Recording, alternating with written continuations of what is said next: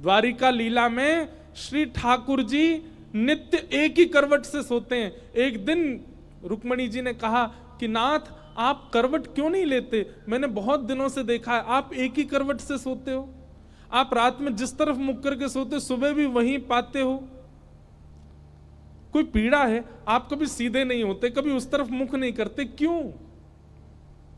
ठाकुर जी कहते हैं रुक्मणी उस तरफ वृंदावन है, द्वारिका से 1500 किलोमीटर दूर है वृंदावन आज की डेट में, और जिस द्वारिका में ठाकुर जी रहते थे वो तो समुद्र में थी, और 2000 किलोमीटर मान लो। ठाकुर जी उस दिशा में चलते नहीं है, उस दिशा की ओर खड़े नहीं होते ज्यादा देर तक जिस दिशा में वृंदावन है। कितना विरह, कितनी याद आती है ठाकुर जी को वृंदावन की। द्वारिका में उन सब दिशाओं में पर्दे पड़े हैं जिन दिशा में वृंदावन है। ठाकुर जी नहीं जाते, सह लेते हैं। आज सुबह सुबह ठाकुर जी यशोदा मैया से पहले उठ गए और उठ के स्वयं ही स्नान कर लिया। क्यों? क्योंकि अब मैया के ज्यादा स्नेह को मैं आस्वादन करूंगा तो मैं जा नहीं पाऊंगा।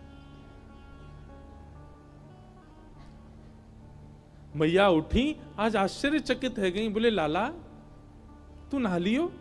ठाकुर जी बोले हाँ मैया। तने अपने आप श्रृंगार कियो? अपनो श्रृंगार नहीं किया ठाकुर जी ने, केवल एक तिलक धारण किया है, एक माला पहनी है बस, और आज ज्यादा विशिष्ट श्रृंगार में नहीं है। बोले मैया मैं जल्दी जल्दी मथुरा जाऊंगा तो फिर जल्दी जल्दी आऊंगा ना, या हमारे मोह लगी, तू तो सो रही है तो सोंदा हूं, मैं जल्दी नहा लियो मैया।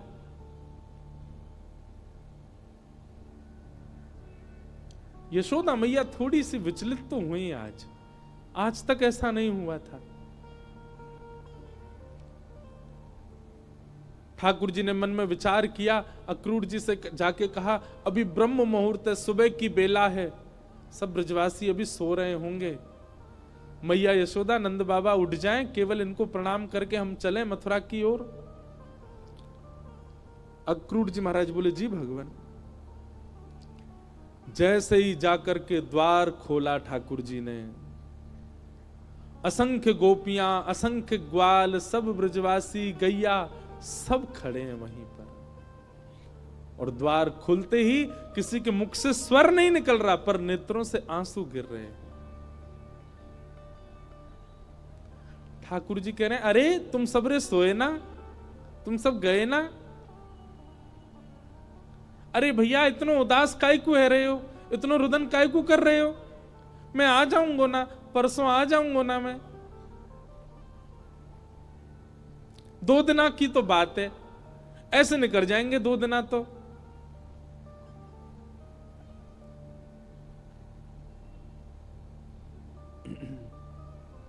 देखे बिन कान्हा जब मन नाही माना, इन आंखों से आज हमने ब्रह्म पहचाना। कृष्ण चरण कमलों में मन को लगाना,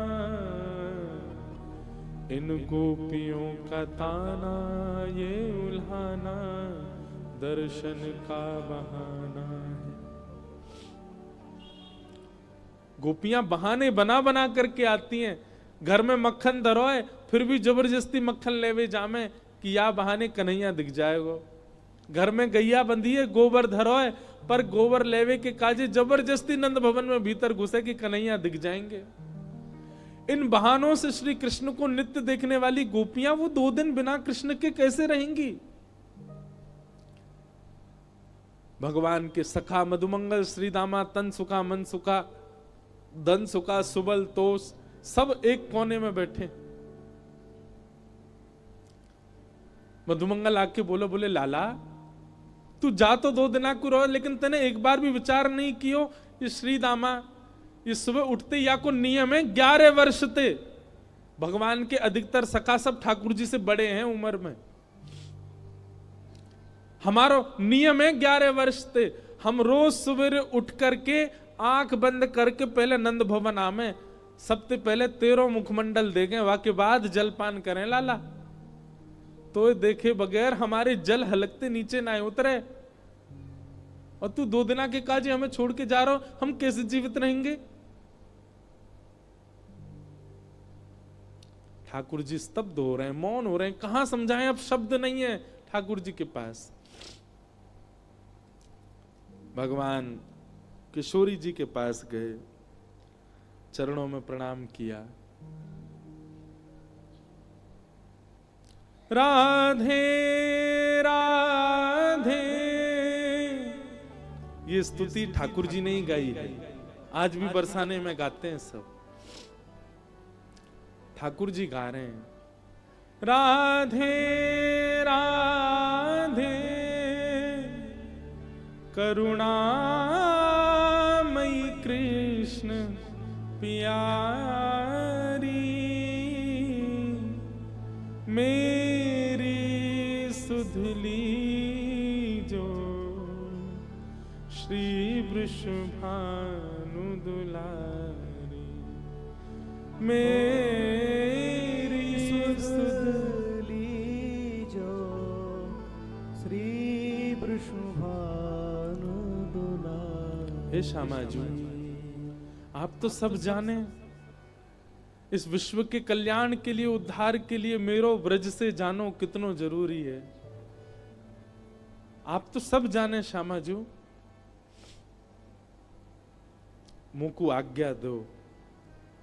हे मनोहारिणी रासेश्वरी रस रूपा, हे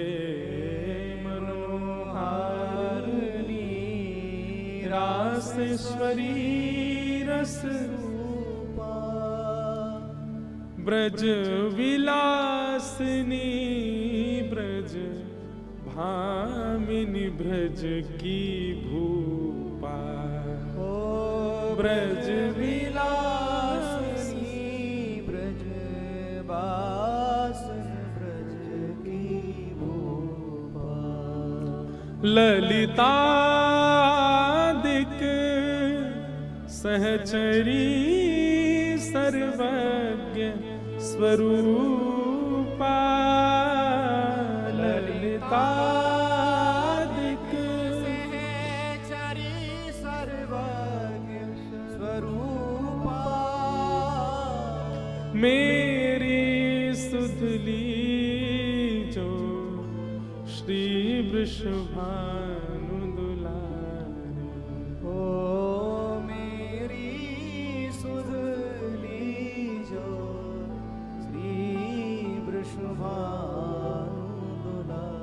हे श्यामा जी, बस आगे की यात्रा में आप मुंह पे दृष्टि रखी हो। ठाकुर जी बिना नेत्र मिलाए चर्चा कर रहे हैं। किशोरी जी कह रही हैं, श्याम सुंदर या को उत्तर मुंह कहां देना चाहिए, आप ही बता के जाओ। ठाकुर जी बोले क्यों? बोले प्रेमी यदि जा रहे हो है तो दूसरों प्रेमी वाकू रोके नहीं, तो फिर प्रेम काय बात को? प्रेमी जा रहा है तो प्रेमी तो वाकू रोकेगो।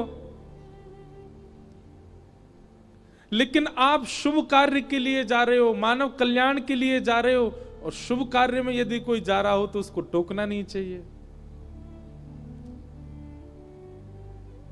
आप जा रहे हैं विश्व के कल्याण के लिए, मैं आपको रोकूं कैसे, मैं टोकूं कैसे? और मेरो प्रेमी जा रहा है और मैं रोकूं नहीं तो प्रेम कैसा? मुझे कहा करना चाहिए श्याम सुंदर, आप बता के जाओ। आपको आज्ञा दे दूं तो फिर मैं प्रेमी कैसी, जो अपने प्रेमी को दूर जावे की आज्ञा दे रही हूं? मैं टोक दूं, रोक दूं तो शुभ कार्य में टोक लग जाएगी। और मैं कछु ना कहूं तो प्रेमी जा रहा, और मैं कछु ना कहूं तो फिर प्रेम कैसा? मैं कहां कहूं, मुझे कहां उत्तर देना चाहिए? हे श्याम सुंदर बता के जाओ। ठाकुर जी कुछ नहीं बोले, बस चरणों की ओर देखते रहे किशोरी जी की, और रथ में विराजमान हो गए। निर्वाक हैं, निरुत्तर हैं, निरशब्द हैं। रथ जैसे ही आगे बढ़न लगो, सब ब्रजवासियों के नेत्र सजल हो गए। नेक दूर गयो। यहां अक्रूर जी ने इतनी देर में यशोदा मैया को सब सच बता दिया था। मैया, जे तुम्हारो लाला ना है, जे देवकी को लाला है। कंस से रक्षा के लिए 11 वर्ष पूर्व वसुदेव जी इस बालक को लेकर के आपके पास आ गए थे और आपकी बालिका ले जाकर के कंस को दी थी, जो कि अष्टभुजी देवी बन गई थी। अब जे लाला अपनी जन्मदात्री मैया के पास जा रहा हो, मैया है सके कि अब लौट के नहीं आवे। आप कृपा करो। अक्रूर जी को नहीं बताना चाहिए था यशोदा मैया को, पर उन्होंने बता दिया। मैया को तो रक्त ठंडो पड़ गयो, पैर के नीचे से जमीन खिसक गई।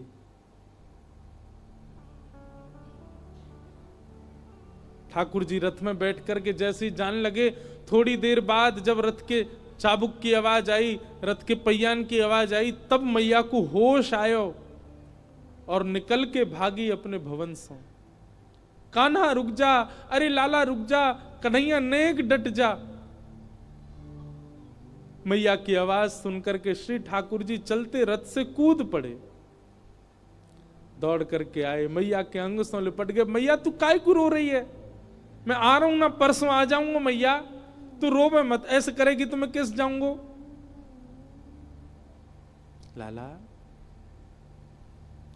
मैया सर्वांगीण अंग का स्पर्श करती जा रही है ठाकुर जी के, और कह रही है लाला, मोए जो पता ही तू गोपीन ते झूठ बोले, तू गालन ते झूठ बोले, सबन ते झूठ बोल ले, लेकिन आज तू मोते झूठ बोल रहा है। मुझको सब पता चल गई लाला, तू मेरो लाला ना है, तू तो देवकी को लाला है। कंस से रक्षा के काजे अक्रूर जी महाराज तो मेरे पास छोड़ गए, वसुदेव जी महाराज तो मेरे पास छोड़ गए। 11 वर्ष 56 दिना तक मैंने तेरो पालन पोषण कियो। मक्खन खावे के काजे तो को छड़ी दिखाई, उखल में बांध दियो। कभी तेरे पीछे छड़ी लेकर के भागी, कभी तेरो कान मरोड़ दियो, कभी तेरो हाथ जोड़ते पकड़ लियो। लाला ऐसो कोमल सो मेरो लाला, आज मुझको ग्लानी है रही है, मैंने क्यों कियो ये सब? नाय मैया, तू मेरी मैया है, तू सब कर सके, तो को सबरो अधिकार है। तू अबई मोकू मार ले मैया, तो को सब अधिकार है मैया, मैं तेरो ही तो हूं। लाला तेने बहुत प्रेम दियो मोकू, तेने बहुत स्नेह दियो मोकू, पर मैं इतनी निष्ठुर नहीं हूं कि एक मैया के प्रेमास्पद को हमेशा के लिए अपने पास रख लूंगी। मैं भी तो मां हूं, मैं भी तो समझूं कि बालक के बिछुड़वे को कष्ट कहा हुआ, आज समझ रही हूं।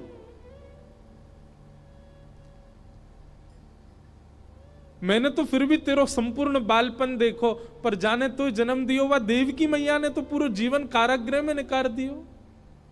और आज भी अगर मैं तो को रोक लूंगी लाला, तो मैं देवकी के संग बहुत बड़ा अत्याचार करूंगी। वैसे तो में मेरे प्राण बसे, है सके कि तू यहां तक गयो और शायद है सके कि मैं जीवित हूं ना बच्चू लाला, लेकिन अब समय देवकी को प्रसन्न करवे को है। तू जा, मुझको एक वचन देके जा लाला, तू देवकी को नहीं बताइयो मैंने तेरो हाथ पकड़ो, कान मरोड़े, तो को उखलते बांधो। और दूसरो वचन देके जा लाला, कहा तो को जब भी खबर पड़े कि यशोदा मरणासन अवस्था में है, वह समय आ जाइयो मेरे पास, तो को निहार लूंगी, तो को देख लूंगी लाला, तो चैन ते प्राण चले जाएंगे मेरे।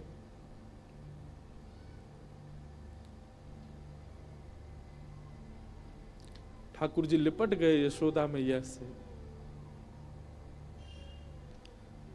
सब खड़े रो रहे हैं, अक्रूर जी तक रुदन कर रहे हैं जो ठाकुर जी को लेने आए। ठाकुर जी बोले मैया तू ब्रजवासी ने मत बताइयो ये बात, ये सब प्राण त्याग देंगे अपने, इन्हें तू यहीं रहने दियो कि मैं परसों आ जाऊंगा। और मैया तू अपना ध्यान रखियो, मैं आ जाऊंगा जल्दी। चरणों में प्रणाम करके जैसे श्री कृष्ण मुड़े हैं रथ की ओर, यशोदा जी मूर्छित हो गए। ठाकुर जी ने गोद में भर लिया, सब ब्रजवासियों से कहा मैया को संभालो। सब ब्रजवासी संभालने लगे। बार बार ठाकुर जी मन में विचार करें मैं नहीं जाऊं, पर ब्रह्मांड दिखाई देवे, त्रिलोकी दिखाई देवे, द्वारिका दिखाई देवे, जीव उद्धार दिखाई देवे, हम मानवन को कल्याण दिखाई देवे, गीता को उपदेश दिखाई देवे, महाभारत को युद्ध दिखाई देवे, अर्जुन पे कृपा दिखाई देवे। इन सब के आगे ब्रज का प्रेम तोलने का विषय नहीं है, पर अगर ये प्रेम को त्याग नहीं कियो तो वो सब नहीं है पाएगा। कलयुग में सब लोग प्रेम जानने वाले समझने वाले नहीं हैं, सब स्वार्थ से मेरी भक्ति करेंगे। ऐसे स्वार्थियों के लिए भी मुझे कुछ ज्ञान तो देना पड़ेगा।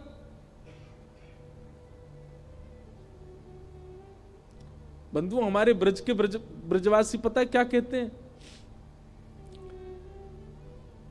कन्हैया की हिम्मत नहीं कि ब्रज छोड़ के चले जाएं, तो मानव कल्याण जीव उद्धार की बात जब ब्रजवासियों को पता चली कि कन्हैया के जावेते जीव उद्धार होएगो, तो ब्रजवासी ने अपने अश्रु जल को संकल्प करके पूरे विश्व के कल्याण के लिए श्री कृष्ण रूपी हृदय को दान कर दियो।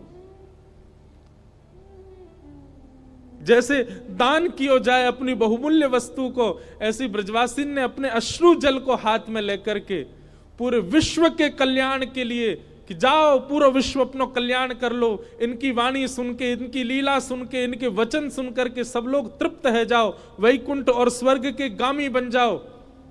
वैसे तो हमारे प्राण बसे इनमें, पर इनके जावे से यदि सबको कल्याण है जाए तो हम सब इनको भेज नहीं रहे हैं, इनको दान कर रहे हैं आप सबन के उद्धार के लिए।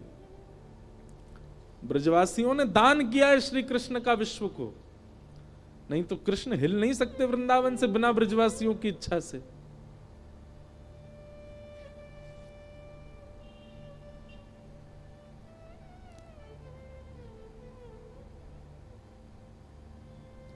सब देख रहे रथ की ओर।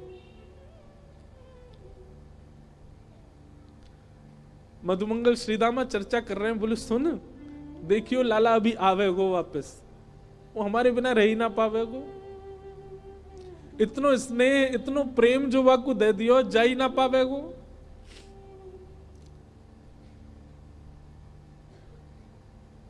मधुमंगल बोलो श्रीदामा पर ये जा रो है, ये आना रो लौट के। आज हमें लाला पे संशय ना है रो, हमें अपने प्रेम पे संशय है रो कि क्यों ना आ रो जी लौट के। रथ दिखता रहा खड़े रहे, ध्वजा दिखती रही खड़े रहे, और जैसे ही रथ दिखना बंद हुआ, ध्वजा दिखनी बंद हुई, नहीं आए ठाकुर जी लौट के। असंख्य ब्रजवासी वहीं मूर्छित हो गए ठाकुर जी को बिना देखे। नंद बाबा बोले अरे मधुमंगल श्रीदामा, ए भैया ये कहा कर रहे हो, देख परसों आ जाएगो लाला जी, देख सब मूर्छित है गए, जल्दी जा संभालो। सब ब्रजवासी इनको लगायो, कोई जल लेके आ रहा हो, कोई जल पान करा रहा है, गोपी इनको ले ले करके घर की ओर भाग रहे हैं। ऐसी विरह वेदना सबके चित्त में है रही है। अरे केवल मानवों की बात नहीं है, गौशाला में बंदी 9 लाख से अधिक गैया, वो उनके बछड़ा भी दूध नहीं पी रहे हैं आज, उनकी बछिया भी आज दूध नहीं पी रही है।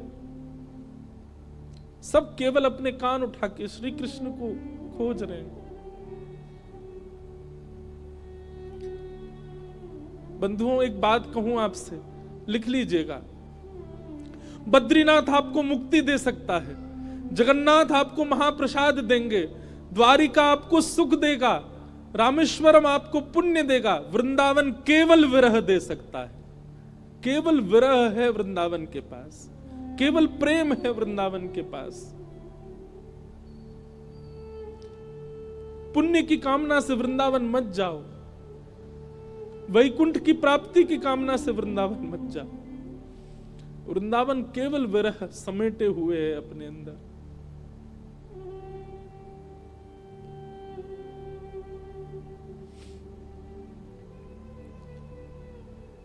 हमारे ब्रज में कहते हैं, वृंदावनम परित्यज्य पादमेकम न गच्छति।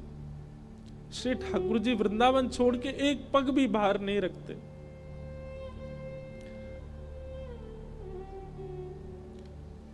तन गया है ठाकुर जी का द्वारिका मथुरा, आत्मा तो आज भी वृंदावन में ही है, प्राण तो अब भी वृंदावन में ही है श्री ठाकुर जी के। वो कभी नहीं जा सकते वृंदावन छोड़ करके। क्यों ब्रजवासियों के प्राण नहीं निकल गए कृष्ण विरह में?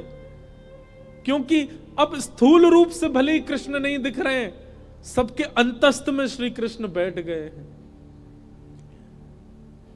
गोपियां नेत्र बंद करके अपने अंतस्थ में ही अनुभव कर रही हैं। ऐसा लगता है कृष्ण छू रहे हैं, पर आंख खोल के देखती हैं तो है नहीं।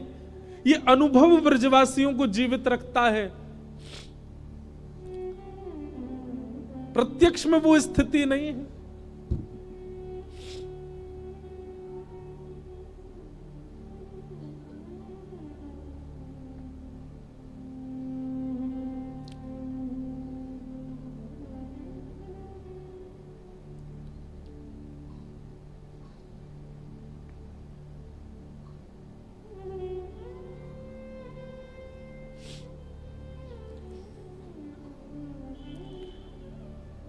ठाकुर जी मथुरा पहुंचे।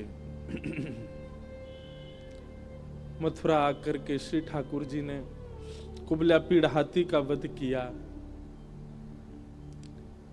अब ठाकुर जी की लीला में आपको ऐश्वर्य ज्यादा दिखेगा, क्योंकि प्रेमी श्री कृष्ण तो वृंदावन ही रह गए। ऐसा भी कहूं कि ठाकुर जी का स्वभाव वृंदावन में रह गया, अब प्रभाव आगे आ रहा है।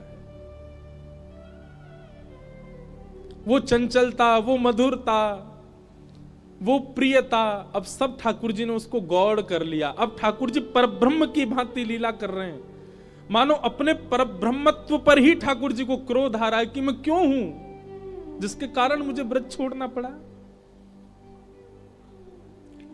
कुबला पीड़ हाथी का वध कर दिया। जितने मल्ल थे कंस के रणभूमि में सबको मार दिया ठाकुर जी ने। और 50 सिड्डी ऊपर बैठे हुए कंस को देखा। एक छलांग मार करके ठाकुर जी उसके पास पहुंच गए। दोनों भुजाओं में कंस को उठा करके पृथ्वी पर पटक दिया। गिरते ही कंस के प्राण निकल गए। भगवान तुरंत कारागृह की ओर दौड़े।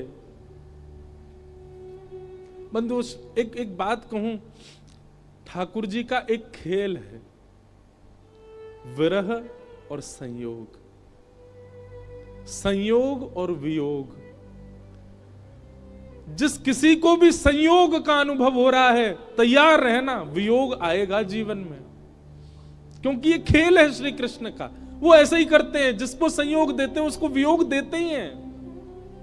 और जो कोई भी रुदन कर रहा है, जिसके भी चित्त में वियोग, जिसके भी जीवन में वियोग है, परेशान मत होना, एक दिन संयोग होगा।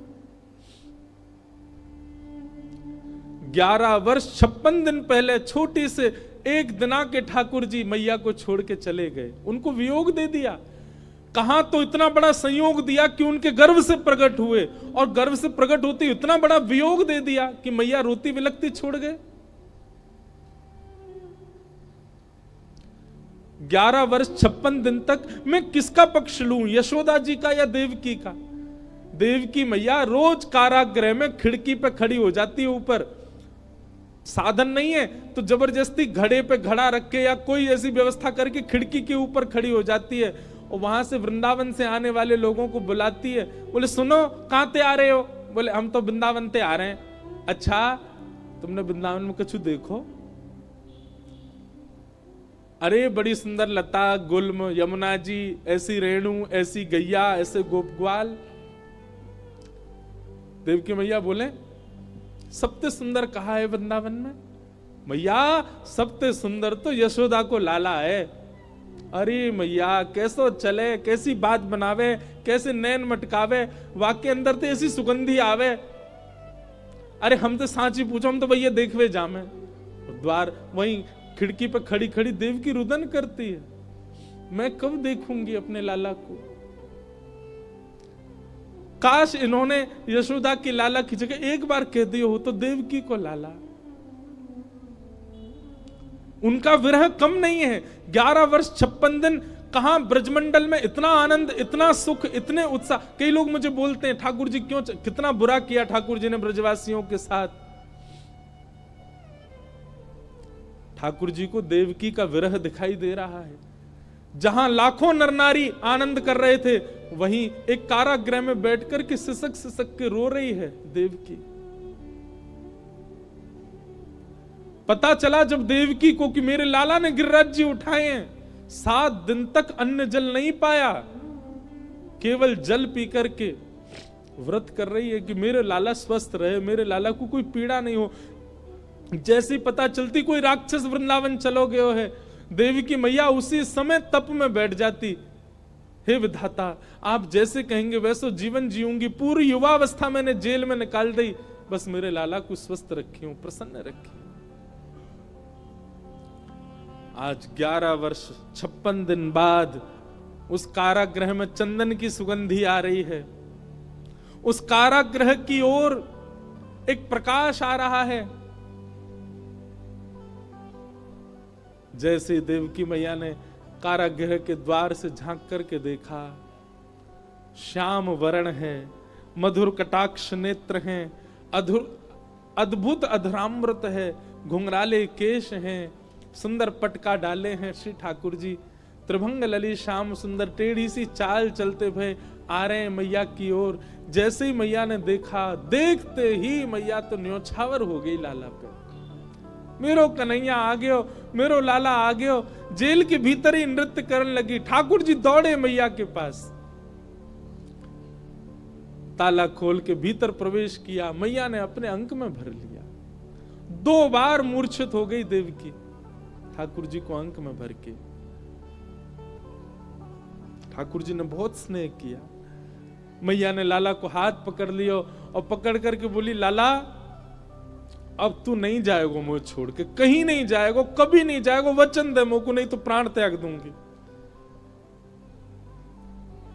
ठाकुर जी के चित्त में यशोदा का भी स्मरण होता है। देवकी मैया, मैया मैं तो वचन दे रहा हूं, अब नहीं जाऊंगा, अब तेरे पास आ गया, तेरे पास ही रहूंगा मैं। श्री कृष्ण का विरह कौन सुनाता है? श्री कृष्ण का विरह कौन गाता है? उनकी वेदना कौन समझ पाता है?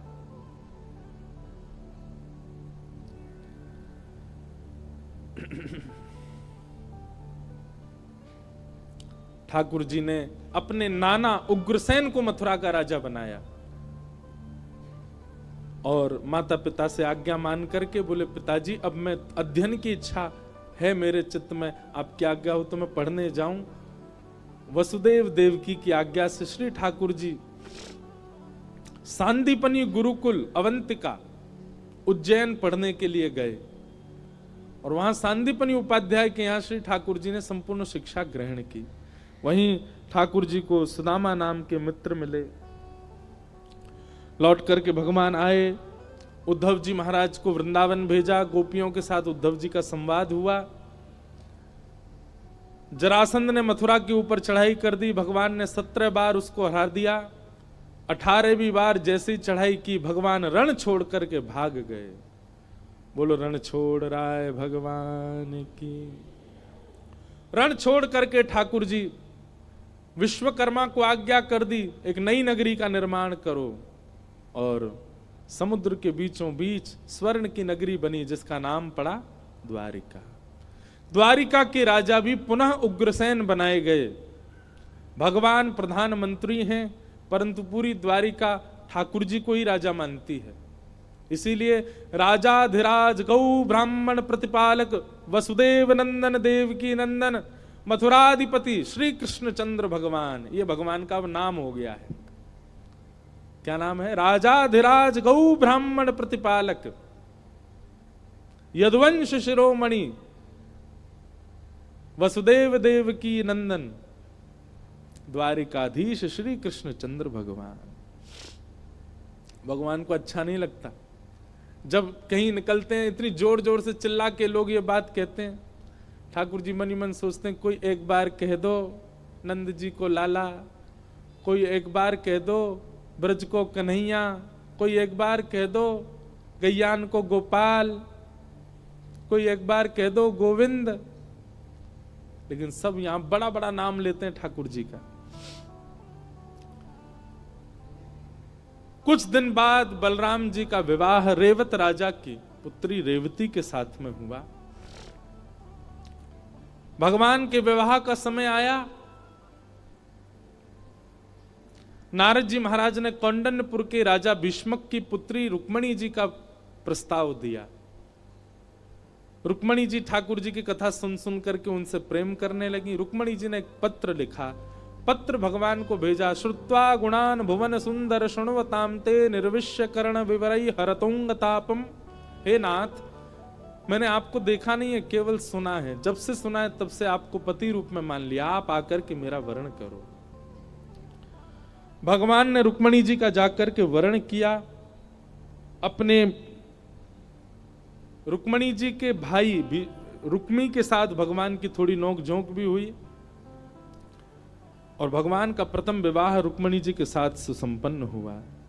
रुक्मणी के पश्चात भगवान का द्वितीय विवाह जामवती, तृतीय विवाह सत्यभामा और चौथा विवाह हमारी ब्रज की रस रानी श्री यमुना जी के साथ हुआ।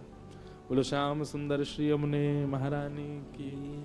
भगवान के जो विवाह हैं, अष्ट प्रमुख विवाह पृथ्वी के पंच तत्व और मानव के भीतर के 4 तत्व हैं। पृथ्वी के 5 तत्व कौन कौन से हैं? पृथ्वी, अग्नि, जल, वायु, आकाश। और मानव के भीतर के 4 तत्व कौन से? मन, बुद्धि, चित्त और अहंकार। इनमें से चित्त तत्व जो है मानव के भीतर, वो साक्षात परमात्मा है। तो बचे 3। तो पृथ्वी के पंच तत्व और मानव के भीतर के 3 तत्व, यही भगवान की अष्टपटरानियां है। पृथ्वी, कोई भगवान की पत्नी कोई पृथ्वी तत्व है, जैसे सत्यभामा वो पृथ्वी है, जैसे रुक्मणी वो अग्नि है, जैसे यमुना वो जल है। तो पृथ्वी, जल, अग्नि, वायु, आकाश, ये भगवान की 5 मुख्य पटरानी। और हम सब मानवों के भीतर के 3 तत्व, मन, बुद्धि और अहंकार। यहां पर अहंकार अभिमान नहीं है, सेल्फ कॉन्शियसनेस, देहाभिमान।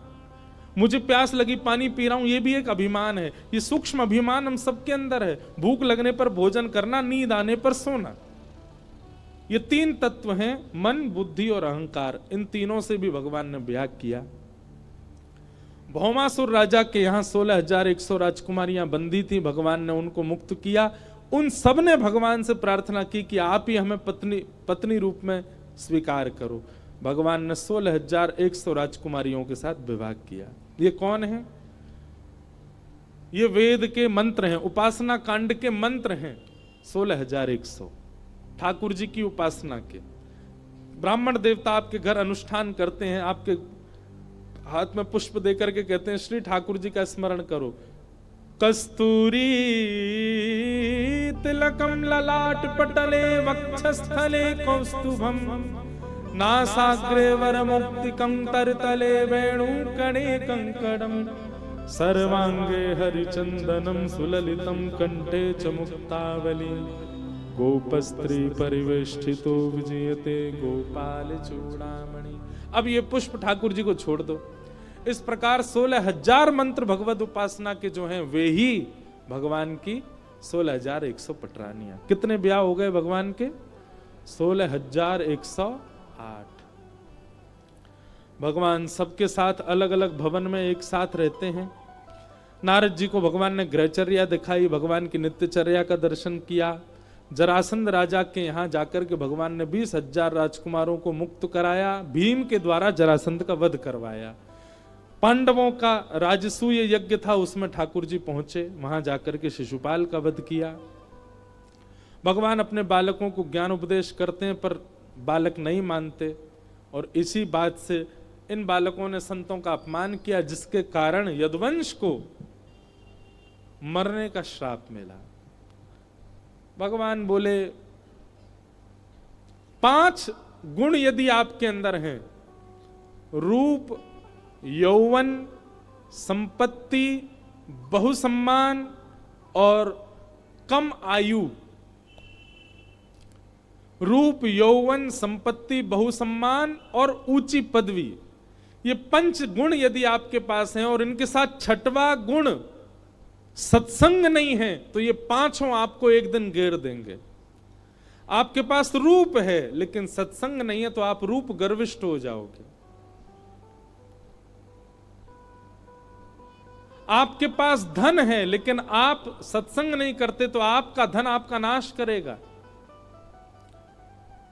आपके पास यौवन है, आपका शरीर बहुत बलवान है, युवावस्था है, लेकिन आप सत्संग नहीं करोगे तो ये युवावस्था व्यर्थ हो जाएगी। आपकी कम उम्र में बहुत सम्मान हो रहा है, बहुत प्रिय कर रहे हैं, प्रेम कर रहे हैं लोग, लेकिन आपके जीवन में सत्संग नहीं है, तो आपका कम उम्र में सम्मान पाना विष के समान। भगवान के पुत्रों के अंदर ये सारे गुण हैं, रूप भी है, यौवन भी है, संपत्ति भी, उम्र भी कम है, ऊंची पदवी भी मिल गई, सब कहते हैं भगवान के बच्चे आ गए, लेकिन सत्संग नहीं है जीवन में। भगवान ने ये बात हम सबको बताई, मेरे खुद के बालकों ने सत्संग नहीं किया और पूरे यदुवंश के नाश का कारण बन गए। भगवान के प्रिय मित्र श्री सुदामा जी का चरित्र सुनाया गया। यदुवंशियों में आपस में एक दिन युद्ध हुआ, लड़ झगड़ करके सब लोग आपस में मरते चले गए। एर का नाम की विषैली घास थी, एक दूसरे पर फेंक दी, धीरे धीरे सबके प्राण निकल गए। बलराम जी महाराज भगवान के आगे हाथ जोड़ते हैं, लाला अब मोए आज्ञा दो। ठाकुर जी ने आज्ञा दी और शेषनाग रूप धारण करके क्षीर सागर में श्री बलराम जी प्रवेश कर गए। भगवान वृक्ष के नीचे बैठे हैं, तभी एक भेलिया ने बाण मार दिया। भगवान ने कहा सब मेरी इच्छा से हो रहा है, तुम्हारी कोई गलती नहीं। पैर में बाण लगा। अपनी संपूर्ण लीला का चिंतन करके ठाकुर जी को लेने के लिए देवताओं ने विमान भेजा। भगवान ने उस भेलिया को ही विमान में भेज दिया, बोले जाओ। बोले आप कैसे आएंगे? भगवान बोले हम पे बहुत तरीके आने का, हम आते हैं। उद्धव को ज्ञान उपदेश किया, मैत्री मुनि को ज्ञान उपदेश किया। इसी को भागवत धर्म कहते हैं। अद्भुत प्रसंग है श्रीमद् भागवत जी का, भगवान कृष्ण उद्धव संवाद। हम सबको प्रणाम करते हैं। हम साल में एक बार बद्रीनाथ कथा करते थे, तो वहां उद्धव कृष्ण संवाद ही करते थे, पर 2 साल से अभी जाना नहीं हुआ। अब अगले वर्ष यदि जाएंगे तो वहां पुनः उद्धव कृष्ण संवाद होगा। भगवान ज्ञान उपदेश करके उद्धव जी ने पूछा कि नाथ आप चले जाएंगे तो हम कैसे जीवित रहेंगे? हम भक्तों का आश्रय क्या है? आपके जाने के बाद हम किसकी शरण में जाएंगे? तो भगवान बोले उद्धव मेरी ओर देखो। और ठाकुर जी एक दिव्य ज्योति में परिणित हो गए। 7 बार आकाश में भ्रमण करते हुए तिरोधाय प्रविष्टो यम श्रीमद् भागवतार्णवम, ठाकुर जी भागवत में आकर के विराजमान हो गए। ये श्रीमद् भागवत कोई ग्रंथ नहीं, कोई पोथी नहीं है, साक्षात श्री कृष्ण है। श्री कृष्ण का वांग्मय स्वरूप है। कुछ और लीलाएं हुई। यहां अर्जुन ने जाकर के सबको बता दिया, भगवान लीला पूरी करके चले गए। पांडव परीक्षित को राज्य गद्दी पर बिठा के स्वर्गारोहण को चले गए। परीक्षित जी महाराज बड़े हुए, एक अपराध संत का बना, ब्राह्मण ने श्राप दे दिया। 7 दिन तक उन्होंने शुकाचार्य जी से कथा सुनी। आज 7वां दिन है। सुखदेव जी महाराज कहते हैं परीक्षित तुमने 7 दिन तक कथा सुनी, आज कथा का विश्राम है। तक्षक सर्प आकर के तुमको डसेगा, बताओ तुम्हारे मन में क्या चल रहा है? श्री परीक्षित जी महाराज कहते हैं भगवान मृत्यु देह की होती है, आत्मा की नहीं होती। ये कथा सुनकर के, नियम करके, अनुष्ठान करके, ठाकुर जी से प्रेम लक्षणा भक्ति करके शरीर तो व्यक्ति यहीं छोड़ देता है, उसकी आत्मा परमात्मा में विलीन हो जाती है। आपकी कथा से भी मैं अब इस बोध से अवगत हो गया हूं कि तक्षक सर्प शरीर को डसेगा, शरीर तो यहीं रह जाना है, आज नहीं तो कल। आज आकर के डसेगा तो आज ही रह जाएगा, पर मेरी आत्मा आपकी कथा के द्वारा इतनी प्रसन्न हो चुकी है, इतनी ज्ञान युक्त हो चुकी है कि वो मुक्त होकर के भगवत धाम को प्रस्थान कर जाएगी। त्वम तु राजन मरिष्येति पशु बुद्धिम इमाम जही। मैं मरूंगा, ये एक पशु बुद्धि है, तन मरता है, मैं नहीं मरता, मैं तो एक आत्मा हूं। अगर कर्म बचे होंगे तो दूसरा जन्म ले लूंगा, और कर्म निवृत्त हो गया होगा तो भगवत प्राप्ति कर लूंगा। इस प्रकार भगवान सुखदेव जी की कथा सुनकर के परीक्षित मुक्त हो गए। सुखदेव जी उठ करके वहां से प्रस्थान कर गए। बोलो सुखदेव जी महाराज की।